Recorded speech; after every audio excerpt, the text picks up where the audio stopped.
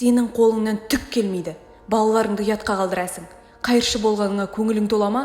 Жасың 45-те, қол аяғың балғадай, ал істеп жүргенің осы. Жарайсың.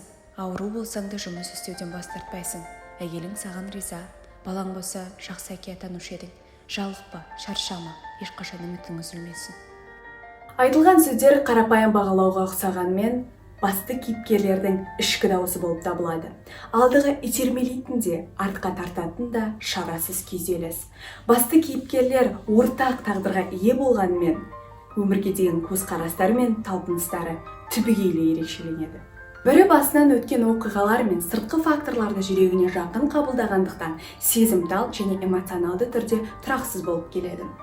Кең-кең күлу, күрсіну, ағынан жарылу, көзіне жас алу деген кілтті сөздер сезімдердің кеңдігін меңзейді. Біздің талқылау Айдарбек жайлы. Меланхоликтер сөзді үзбей тыңдайды және жоғары деңгейде эмпатия білдіреді. Алайда бұл типтегі адамдар апатия мен депрессияға бейім. Айналасындағы адамдарға көңіл күйін көрсетуді ұнатпағандықтан жиі іште алаңдайды. Айдарбектің монологтарындағы эмоционалды тербелістер бұған дәлел. Балдақ мұның өзін ақтайтын 500-ді қаруы. Сынған сүйек жымдасып жақсы бітсе де, адамдардың аянышын туғыздыратын таяғын тастамайды. Осыны адалдыққа жатпайды-ау деп Құдайдың алдында өзін кінәлі санайды. Алайда басқа қайыршылардың сылтауларын естігенде кенеттен өзін ақтауға тырысады. Өзін-өзі бағалаудың төмендігінің және қабілеттеріне деген сенімсіздіктің белгісі. Айдарбек тіленшілікпен айналысқанына намыстанғандықтан қатты күрсінеді. Нақты әрекеттердің жоқсыздығы комплекстің қалыптасуына түрткі болғандай. Өтірікті қайбір жетіскеннен айтамын деп осы әлемге сәйкес келетініне көз жеткізу үшін өзін адамдармен салыстырады. Өзге жұрт еркіндік алып мәре-сәре болып жатқанда менің отырысым мынау. Дауысынан ыза, өкпе, шарасыздық және кінә сезіледі. Бұл маңайда айтылған сөздерге деген тәуелділік мәселесі де туындайды. Себебі Айдарбек сынды өте ауыр қабылдағандықтан өзгелердің пікірлерін бірінші ойынға қояды. Екіншісі болса флегматикалық тұлғаның айқын көрінісі. Себебі Үміт новелласындағы шал сабырлы, тұрақты көңіл-күймен психикалық күйлердің әлсіз сыртқы көрінісімен сипатталады.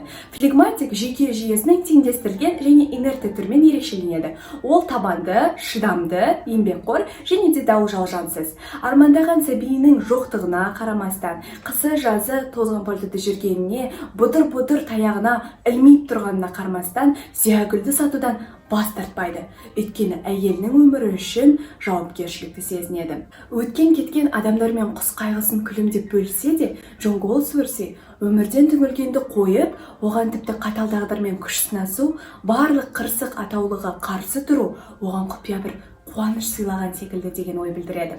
Барлық қиыншылыққа жалғыз өзі төтеп берсе де, өмірдің қажетсіздігі жайлы ойлаған емес. Себебі шалдың бойында адамның асқақ рухын оятатын үмітсіз қайсарлық бар. Бұл кейіпкерлердің психологиялық тұрғыдағы ең басты айырмашылығы. Себебі үмітсіз екенін іштей білсе де, Айдарбек секілді шал мәселелерден қашпайды. Суық болса да, таңға дейін ескерткіштей тұрады. Және де адамдардың не ойлайтын туралы шаруасы жоқ. Алайда араларын бір ғасыр мен бөлек әлем ажыратса да, кейіпкерлер арасында ұқсастықты табу қиынға соқпайды. Жұмысынан айырылған жағдайда да шал мен Айдарбек жақын адамдары үшін жауапты болды. Басқа адамдарға құрмет білдірді және ең маңыздысы қарапайым болып қала берді. Мінсіз сенім шыдамдылық деп қорытындылау жөн болар. Себебі аяққа тік тұрып, жігеріңді қолыңа ұстап, қиыншылықтарға қарамастан алдыға жылжу тек сенің қолыңда.